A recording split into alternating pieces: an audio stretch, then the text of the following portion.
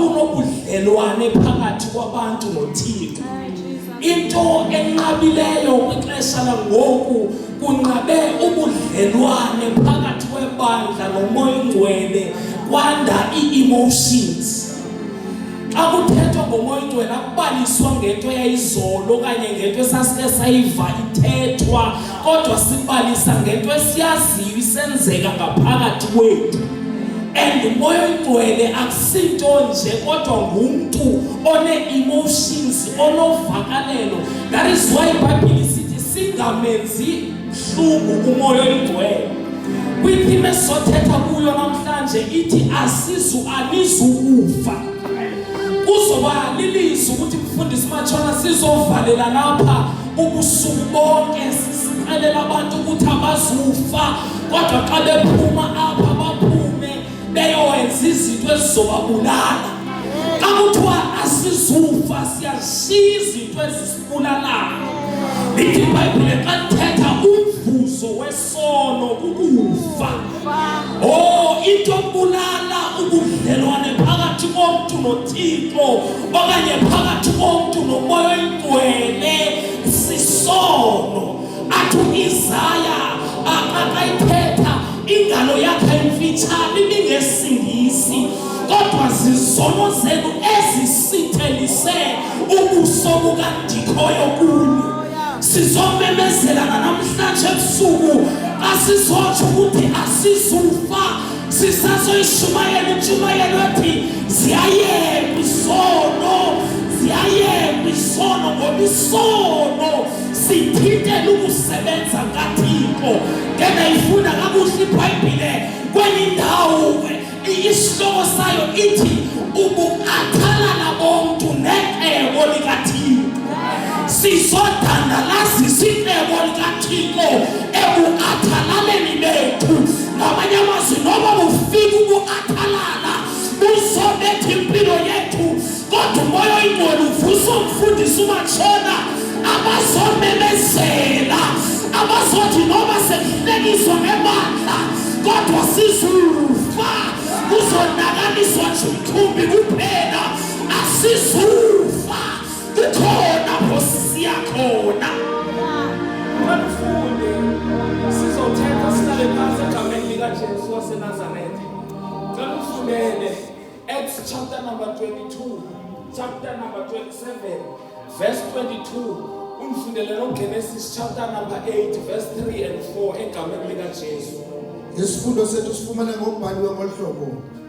Incwadi yezenzo zabapostile chapter 27 verse 22. Yes. Nangoku ngiyaliluleka ukuba nibe nomxhelo owonwabileyo kuba kuni aba. Kuba kuni aba akukho uya kulahlekelwa kubomi bakhe, yoba ngumkhombe wodwa. Yes. Cela ke ufundele Genesis chapter 8 verse number 3 and 4. Verse 3. Abuya amanzi emhlabeni, amana ebuya, awutha amanzi ekupheleni kwemihla elikhulu elinamanci mahlanu. Eluphinde futhi lo verse kaDawidi. Abuya amanzi emhlabeni, yes, amana ebuya, awutha amanzi ekupheleni kwemihla elikhulu elinamanci mahlanu. Enkosi moya oyingcwele sikelele ukufunda kwezwi lakho ngokudekela naphakade. Amen. Benbulisile ke egameni likaJesu waseNazaretha sizozama ukukhawulezisa nje ngingalibazisa abantu abadala. Imvuselelo le ivulwe liqala Tata uMatshona. Umando banotata apha enkosini. Haleluya. Ngoba ngoba singagcoba soze salingana nabi Tata Olifant. Haleluya. That is why sikudinga ukunqwanqwadwa. Haleluya.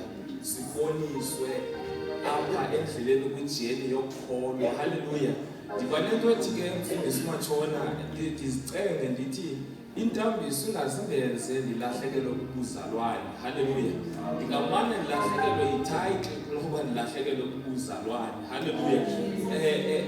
Inzima kakhulu ke mntakaDawidi indaba title, hallelujah, ngoba ezando sisipho nje kuphela, hallelujah. And apho ngonakele khona umfundisi uMatshona chapter 4 verse number 11 apho kudandalaziswa lana kuyadingakala ke kwenza iconference ke kucaciswe ngeza gift zikaMoya Engcwele, hallelujah. Ingambuyisa noMoya Engcwele lanto ebandleni, hallelujah, ngoba igift zethu sihambe sahamba saxhaphaza ngazo abantu, hallelujah. Ngicela ukuyithetha besidlanganaleli lento ngiyithetha ndingosabi, hallelujah. Ngiyivakalisa into yoba umvangeli lona nompostile kahle kahle bayalingana mfundisi Matshona, akekho mkhulu nomnye, hallelujah. Singaqhatshazwa njengoku okwangoku enza umvangeli into engento, hallelujah. It's fine, hallelujah. Eyona nto eyivele ibalasela apha kwezi gift esibizwa ngazo, into eyenza igift ibe namandla zii-duties ne-results, hallelujah. Fana nento echaza ubupowerful bomntu Dawethu, hallelujah. Le mvuselelo asisukubona ubupowerful bayo ngoba kuShumayela otata uOlifant kume abantu, but sizokubona i-results after kudlulele mvuselelo uba abantu ngokwenene abafinyani na, hallelujah. Apho sifunda izwi lenkosi kwincwadi yezenzo zabapostile, hallelujah. Ndiqaphele nto ke kwincwadi yezenzo zabapostile tata uPeter, apho kule ncwadi akusetyenziswa imizekeliso kodwa kusetyenziswa iziganeko ezenzeka. Xa ufunda kwincwadi ye-Acts awufumani imizekeliso but ufumana iziganeko ezenzeka, into abayi-experiensa abapostile kwixesha labo lokuvakalisa uKristu. So kwesicatshulwa esifunda kuso, hallelujah, utata uOlifant uze naso kakuhle ncakasana, hallelujah. Siyabulela tata wam, hallelujah. Sizohamba emhlabeni nje othambileyo ingangathi sithethe kwena. Ithi iBhayibhile kwakukhona indoda ebizwa ngoba nguPaul.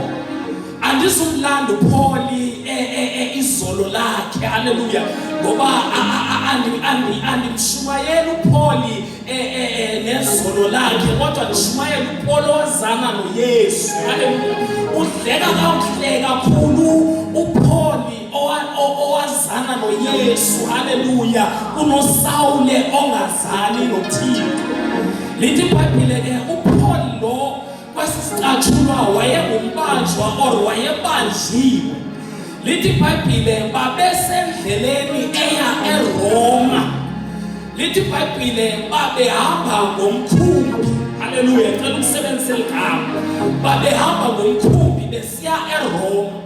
Lithi iBhayibhile xa besuka oPaul basuka ngomkhumbi ukawathetha ngawo utata bethetha bebevula wathi la mkhumbi kwakwenziwe show mfundisi Matshona uba lo mkhumbi uzofika kwi-destination point, hallelujah, apho uyakhona. I-mistake yokuqala eyenzeka kuhambo noPaul, lithi iBhayibhile baye badibana nendoda yase-Alexandra, hallelujah.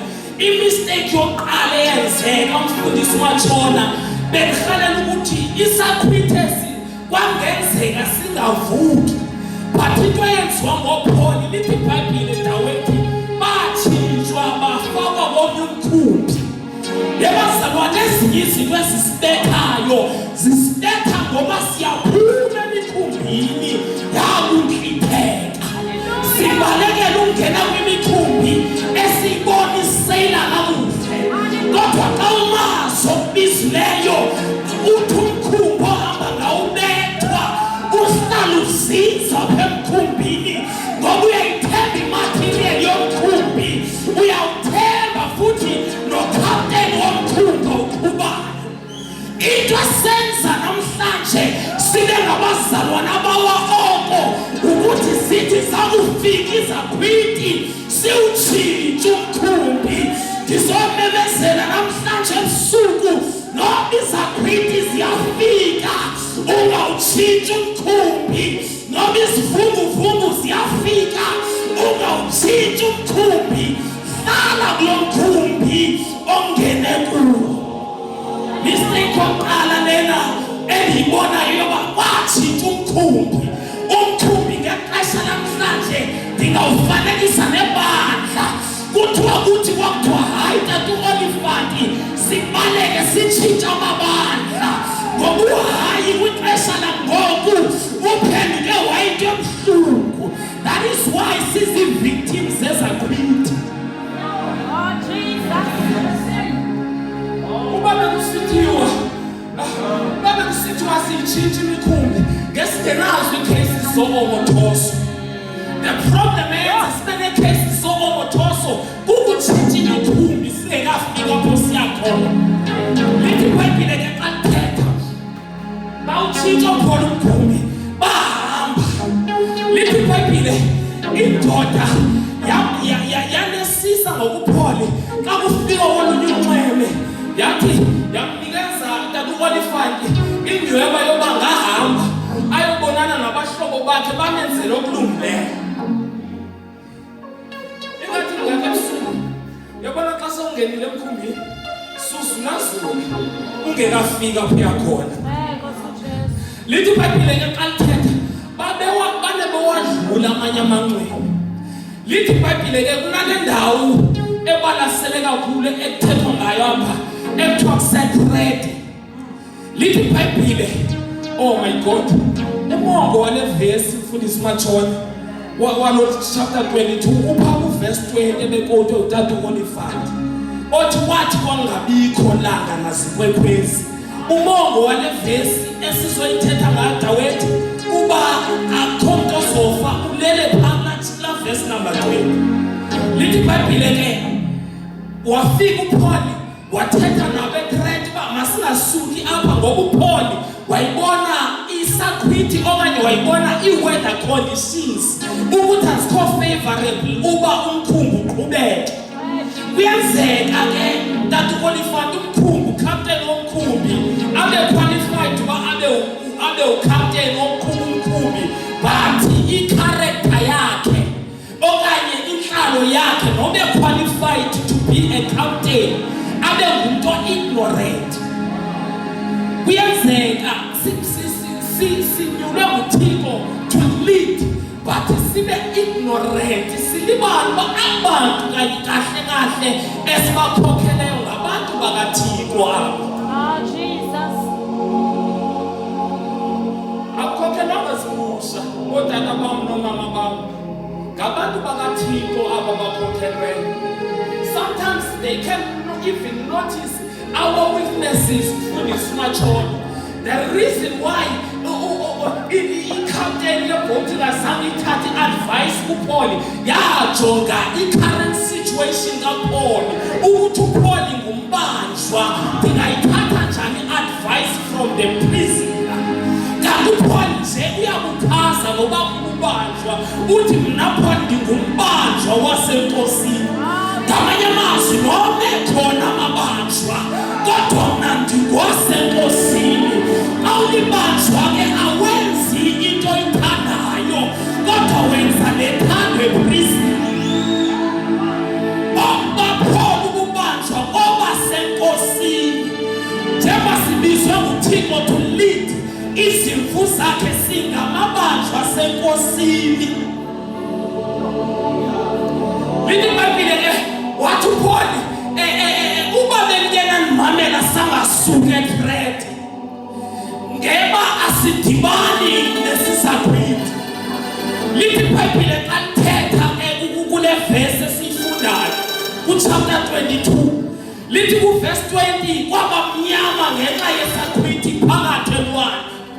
Noma kumnyama elwandle uhambo lalusaqhubeka. Ngoba sometimes kuyafika ubumnyama empilweni zethu akuthethi ukuthi uhambo liyaphela kodwa uhambo lusaqhubeka.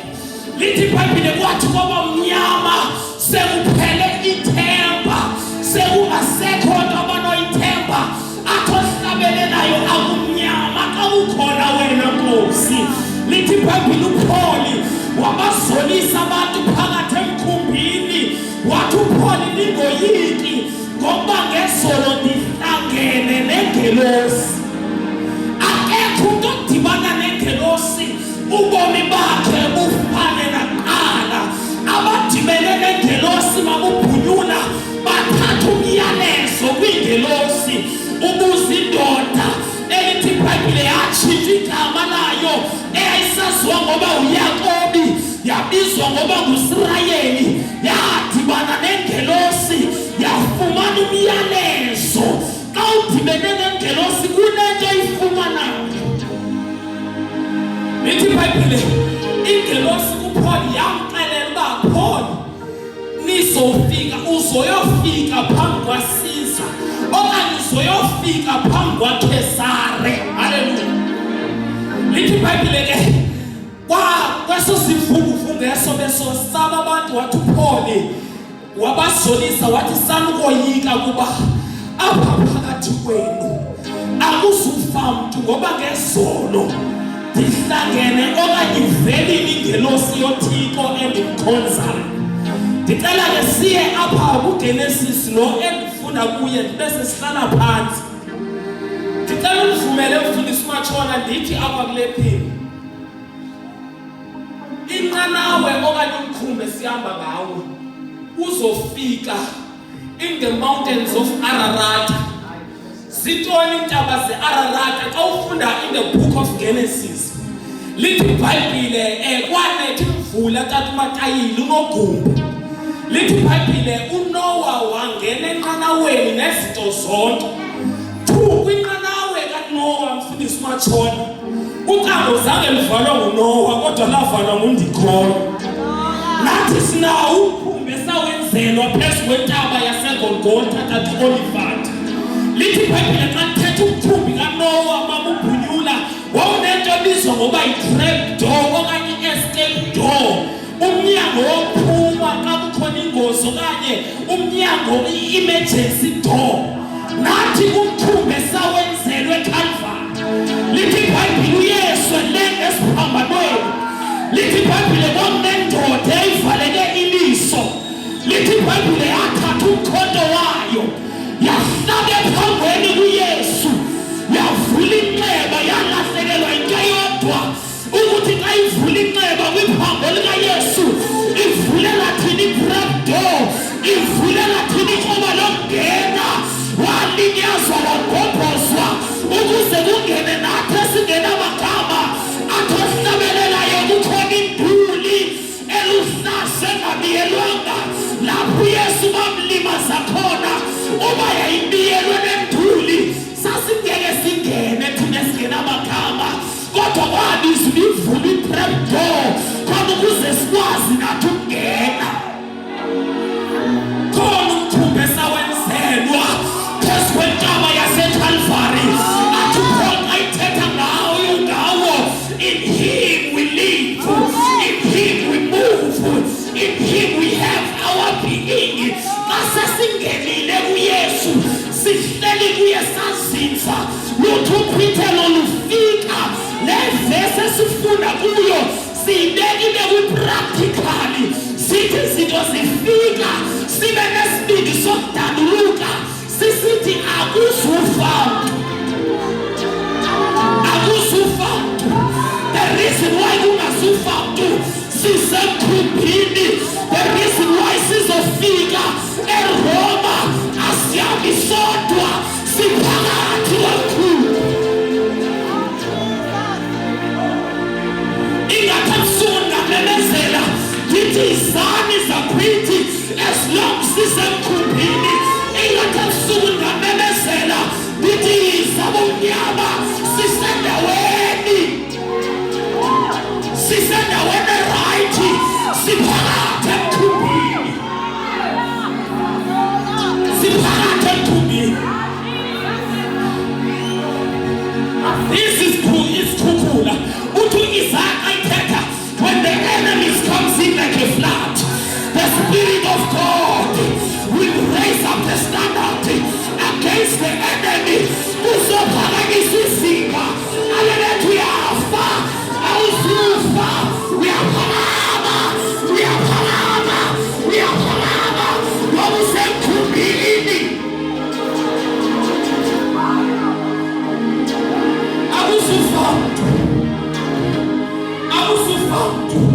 Eso sizothiwa sinyangeki sifike kakuhle usendaweni, sifike kakuhle kuYesu, sifike kakuhle usenqebeni, sifike kakuhle usentweni yokuhlala.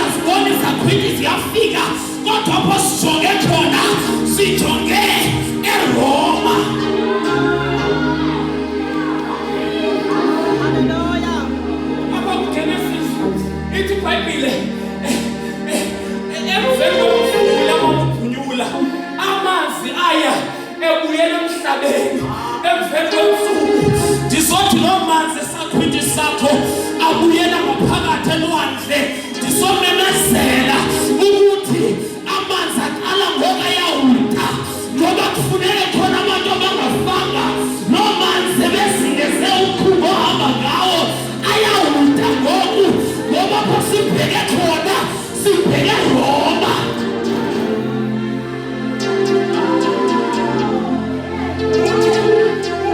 Genesis lo ukuchapter 3 awuta manzi emveni kwensuku lithi inqanawa kaNoah yaresta ezintabeni zase-Ararat emveni kwesikhukhula ewe yona yakhithwa yabethakala but the destination point yafika kuyo futhi yafika kungafanga mntu ngoba nalapha alizukufa.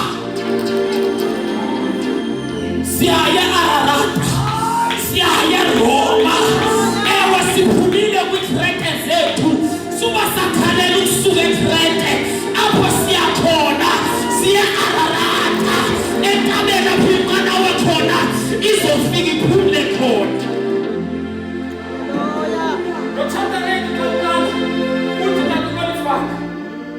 God remembered Noah ephakathi enqanaweni. Uthixo nathi abevensati usikhumbulile ngendlebe kamfundisi uMatshona wathi asizokhunjuzwa ukuthi asizufa. Senhlala phansi lithi iBhayibheli emveni kwe-14 days kule chapter kalu-45 uPaul ebathengi bamabakhe abantu phakathi emkhumbini. Lithi iBhayibheli xa lithethe lesizulu lithi abantu bomkhumbi okanye amagosi omkhumbi mamubhunyula apho sintambo eva ubunzulu bamanzi ngoba nalapha ezintshumayelo ezishumayelayo umkhumbi bethwa sizophosa intambo esiwelelisela ngaphesheya eRoma ukuthini ukuphosa intambo ukuthandaza.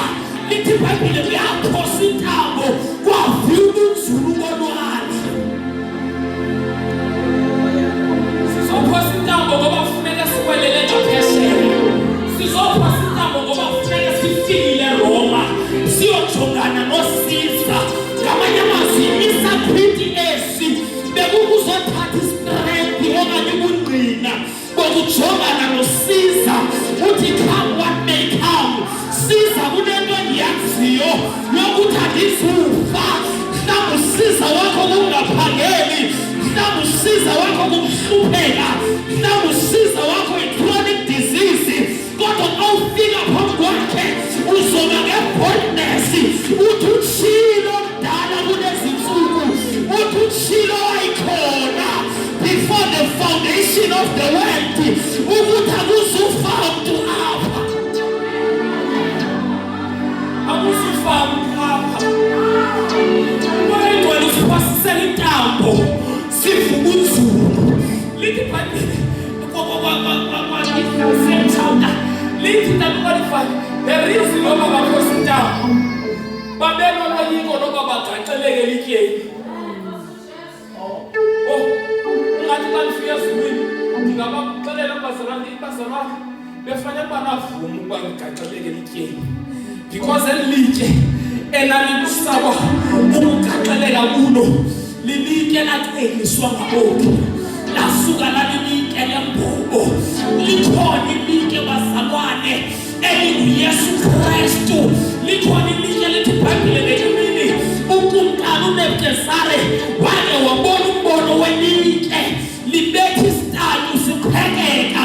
Sizomemezela ngelo litye linguYesu lizoqhekeza i-altare evensati, lizoqhekeza i-altare ziyatshulwane, lizoqhekeza i-altare zecompetition, lizoqhekeza i-altare zongafuneki ngoba kukhona abantu ekufanele bengafanga bade bayofika eRoma.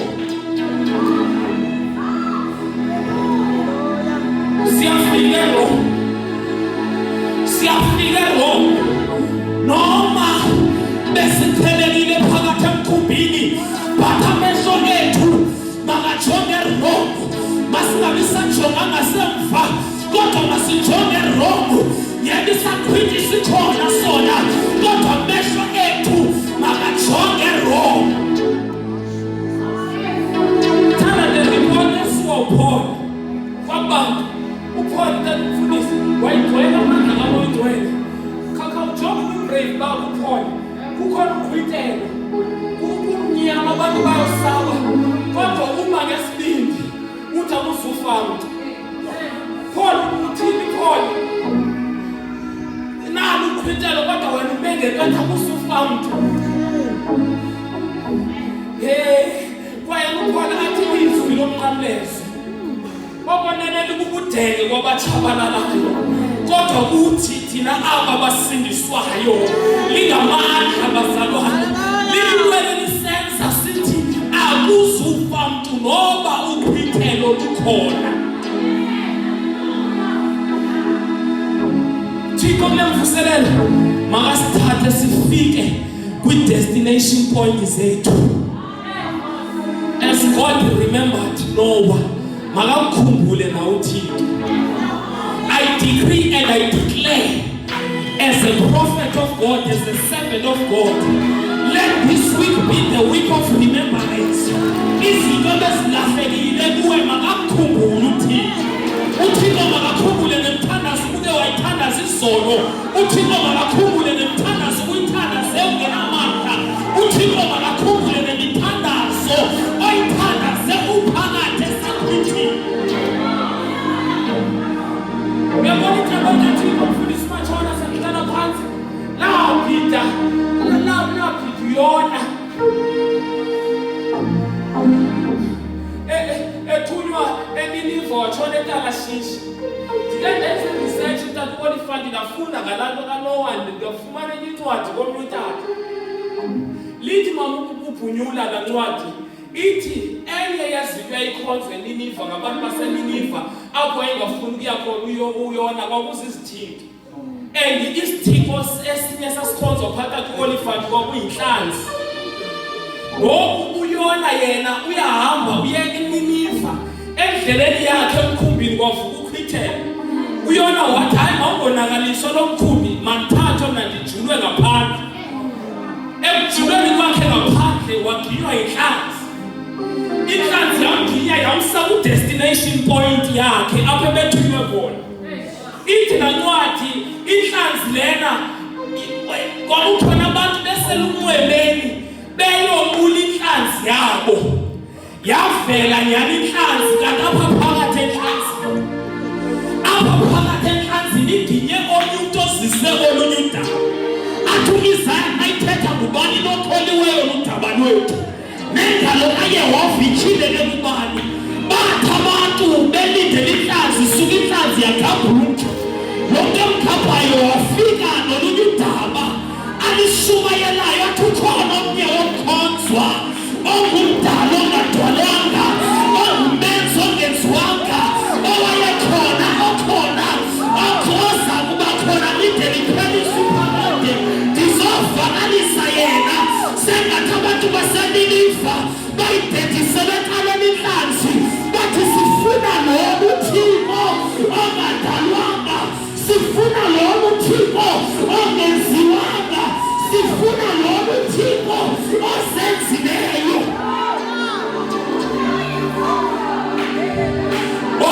Uyona ingathi ngena umnika le message esishumayela namhlanje afika ebantwini baseNiniva noma benikhonza inhlanzi anizufa noma benikhonza izithixo anizufa ngoba ukhona uThixo endihlangene naye.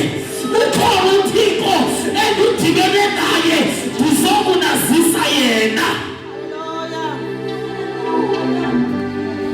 We will reach Rome. Noma mfundisi Matshona sifike sonzakele kangakanani but sizofika ku-destination point and akuzufa mntu. Baba wena ufana noThixo thunje ufana noThixo unalapha kuthiwa i-creatorial power. Sorry, amandla wokudala. Umlomo wakho ayingokhafuza nje indaba zabantu but you can use your mouth to shape your future. kwenu uthi akusubhujwa ngoku uthi umuntu osendaweni obeka uYesu makuthi kungabikho graduate kokwena uthi kuzophuma igraduate ngoku ekhaya ngoba uthi oh my God uthi umuntu osendaweni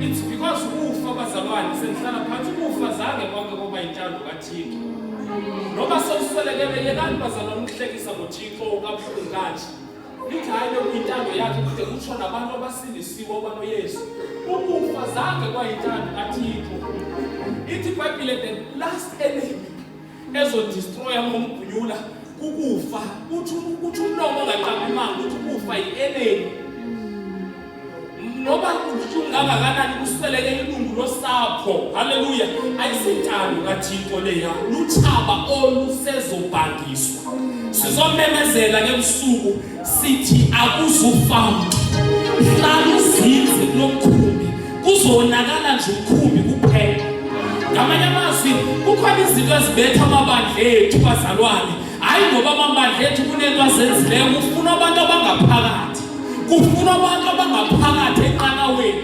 That is why it is so important to intercede for your leader. Ngoba i-leader zethu zibethwa zinto ezininzi sometimes ngenxa yoba kufunwa thina kuyobethwa kwi-covering umzalwane ongayithandazeli i-leader yakhe. Sometimes indawo yakho tela zonke ngithela ezinye izinto. Bendizothi akuzufanga sizofika eRoma sizozinza in the mountains of Ararat. Beyethu indaba iphelele lapha makuthi usibone izaqhwithi sifika wena phosa intambo ubuvu bunzulu phosa intambo uve uba uyafika eArarat uThixo ke kwamazulu olungile kubo bonke anisikelele amen.